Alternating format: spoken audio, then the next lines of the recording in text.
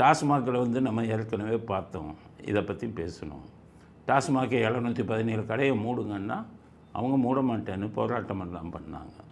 மீதி எல்லா கடையும் மூடுவோம்னு அரசாங்கத்துக்கு எதிராக பேசினாங்க. அப்போவே நான் சொன்னேன், டாஸ்மாக் மந்திரியாக செந்தில் பாலாஜி இருந்தார். டாஸ்மாக் மந்திரியாக செந்தில் பாலாஜி இருக்கும்போது என்ன நடந்தது அப்படின்னு கேட்டிங்கன்னா, பல கொள்ளையடித்தார், எல்லாம் பண்ணார். எல்லா அதிகாரிகளும் இவருக்கு தெரிஞ்சவங்க, டாஸ்மாக் கடையில் வேலை பார்க்குறவங்க எல்லாத்தோடையும் தொடர்பு வைத்திருந்தார்.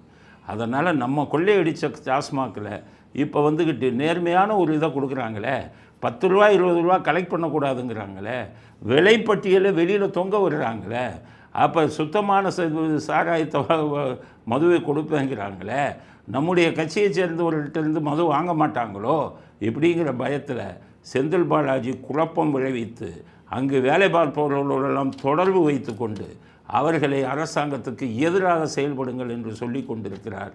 அதனால தான் டாஸ்மாகில் பிரச்சனை வந்தது. அதே மாதிரி செந்தில் பாலாஜி மின்சார அமைச்சராக இருந்தார். மின்சார அமைச்சராக இருக்கும்போது நிறைய அதிகாரிகளுக்கு அவருக்கும் தொடர்பு இருந்தது. அந்த அதிகாரிகளிடமெல்லாம் பேசி அங்கங்கே மின்சாரக்கு இது பண்ணுங்கள், கட் பண்ணுங்கள் மின்சார தொடர்பைன்னு சொல்லி அதிகாரிகள் மூலமாக இந்த செயற்கை மின்வெட்டை கொண்டு வந்து பண்ணிக்கிட்டு இருந்தார். இப்போ தாவேக்காவை சேர்ந்தவர்கள் நிறைய பேர் அங்கே போய் எங்கெங்கே வந்து இதெல்லாம் கட் பண்ணுறாங்கன்னு பார்த்து நிறைய டிரான்ஸ்ஃபார்மர்லாம் திறந்து போட்டு போயிருக்கான் திமுகக்காரன்.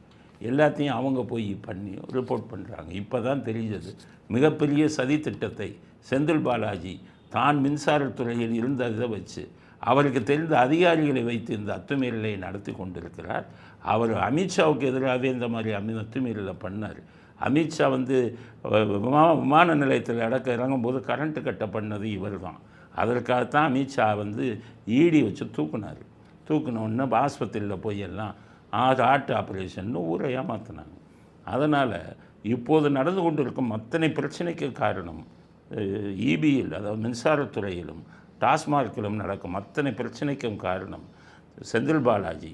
இதற்கு பின்னால் திமுகவின் மு.க.ஸ்டாலின் அவர்களுக்கு வந்து தவறான ஒரு இதுங்களுக்கு அறிவுரைகளை கூறி குறுக்கு வழியில் தாவேக்காவின் ஆட்சிக்கு பேரை கெடுக்கணும்னு பண்ணியிருக்காங்க.